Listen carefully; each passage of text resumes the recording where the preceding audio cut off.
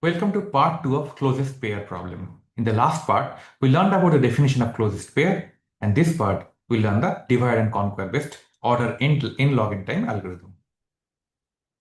To quickly recapitulate, in the problem of closest pair, we are given n points p1 to pn. Each point pi is defined by xi, yi, the x coordinate is xi, y coordinate is yi, and the distance between 2 points is just the Euclidean distance between them. And our goal is to find the pair of points pi, pj whose distance is minimum. And it's the foundational problem in divide and conquer and computational geometry.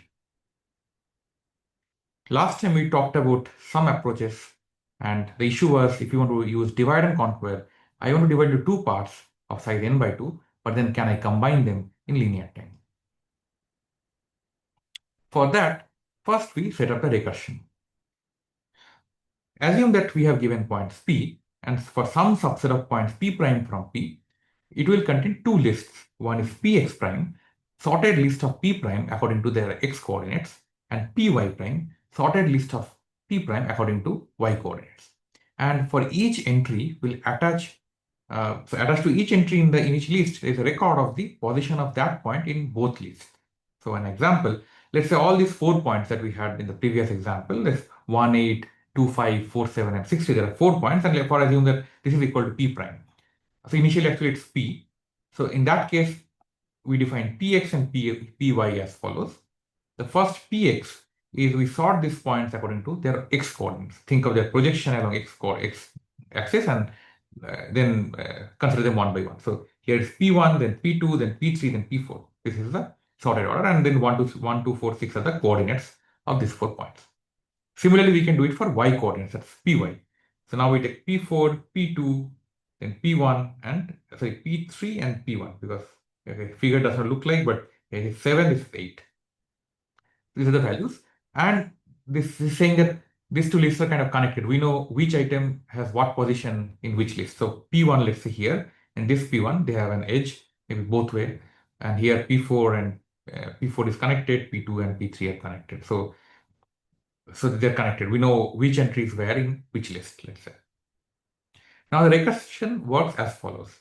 We first draw a line here, let's say, and there's two parts. This side I call left half Q, and this right side or R. So it's just based on Px, the first half and second half. And then we can create Qx and Ry as this in linear time. How? Think of this way, that I have Px and Py, which is here. Now for Q, I know these points are in the first half of Px. So here we have Px and Py. So first half of Px is this part. So only P1 and P2. And now I have this other list. So I can traverse the list in linear time. And for a point, I can just linear time, I can check, constant time, I can check whether the point is in the Q or R based on the coordinate of this line. And then we see, okay, P4 is not on the left side, P2 yes, P3 no, and P1 yes. So we create from this Qx and Qy. Similarly for Rx, we know these are second half, so only these 2 points we'll consider.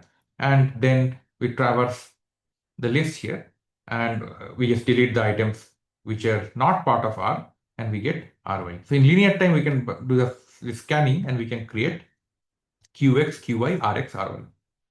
Next part is easy. We can use recursion and solve the problem on Q and R. And let's say Q0 star and Q1 star and R0 star and R1 star are the closest pairs from R. So this part, the divide and conquer part, is easy, as we talked about this the last time. Now look at the minimum distance between these two, that is delta. The issue was if there are 2 points Q on Q side and R on R side for which the distance is less than delta. If there are no such points, then we are done. So for now, I assume that x star is the coordinate of x-axis, which is the rightmost point in Q. This is the line. Now, if there are 2 points Q and R, and this distance is less than delta, then from triangle inequality, we know this distance as well as this distance, both are less than delta. But then this distance is also less than delta, and this is also less than delta. So this is x minus Qx, this is Rx minus x star, both less than delta. So what this means is if there are such 2 points Q and R within delta distance, they should lie within the strip which is within delta distance from line at x equal to x star, this line L. So we don't need to search the entire space, but only a narrow strip around delta along this line L. And let's call S to be the subset of points which are at distance delta from L. Now the issue is this S can still be the whole set. It can still contain all endpoints. So we'll see how to deal with that case. But the point is we can just look at these points in S and create the list Sy, which are the points in S sorted by y coordinate. The way to do is we already have the, let's say the whole points were P. We already had the Py points.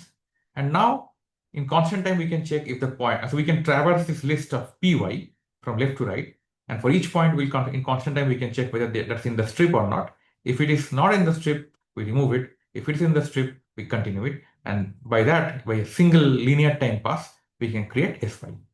It's slightly tricky, so pause it and understand if this is fine. Once you are done with that, then comes the interesting trick. And we say that if there are 2 points, S and S prime, within this 2 delta strip, and the distance is less than delta, then they must lie within 7 positions to each other in the sorted list Sy. So they're kind of neighbors, quite close. Think of this one-dimensional problem when you talked about, then we're looking at only neighbor points for closest pair. Here we're saying, okay, they're not exactly neighbor, but they're very close to each other within 7 positions. To prove that, consider there are 2 points, S and S prime, such that they're in S, so they're lying in the strip around L of 2 delta total width and delta around L in both directions. And their distance is less than delta. And for now, without loss of generality, assume Sy is more than, this is Sy, this is more than Sy prime. Other case analogous, but one case we'll just show. In that case, we consider this 8 squares of length delta by 2. So it's an existential proof. We are not talking about the algorithm. We assume that we know S prime, we know S, and now we create this 8 squares or cells. They're defined by this line, which is at, let's say, y equal to 0, without loss of generality, assume this is 0, then delta by 2, and then delta. And here, x coordinate, we have x minus delta by 2, x star minus delta by 2, x star plus delta by 2, and x star plus delta. So there are 8 squares of cells, each of them has side length delta by 2. Now, first observation, each cell can contain at most 1 point. If a cell contains 2 points, PR and PT, then note that they lie on the same side of L, or either they are completely in Q or they are completely in R. But we have assumed the minimum distance between them is delta. So if they're lying in the same cell, what is the maximum distance they can get? The maximum distance they can get if they're on 2 extreme corners. But even in that case, the distance is delta by 2 square plus delta by 2 square, root of that diagonal, along diagonal, that's delta by root 2, which is still less than delta, which is a contradiction because we assume delta to be the minimum distance between the points in Q or R. And as these points lie completely on Q or completely on R, this cannot be true. So each cell can contain at most 1 point. Now we are saying that they should be within 7 positions. For contradiction, I assume no, they are 8 positions apart. So if we include S and S prime with these 8 positions, we have total 9 points. But there are 8 cells, so by pigeonhole principle, as I know that each of these cells can contain at most 1 point, then S must lie outside of these 8 cells. It should lie above it. But in that case, the distance is at least delta by 2 plus delta by 2 in the y direction. So distance of, so Sy, the y coordinate of S is more than Sy prime plus 2 delta by 2, which shows the distance between S and S prime is more than delta, and that's a contradiction because we're assuming in the beginning the distance is less than delta. So if that is the case, that the distance is less than delta, then they should lie within 7 positions, and that's the combination step, we use the fact and we make a pass through Sy, and for each point S in Sy, we just compute its distance with the next 7 points and keep track of that minimum number. And that will be the minimum distance. So instead of order n square, we're just looking at 7 times order n, or order n number of pairwise distances.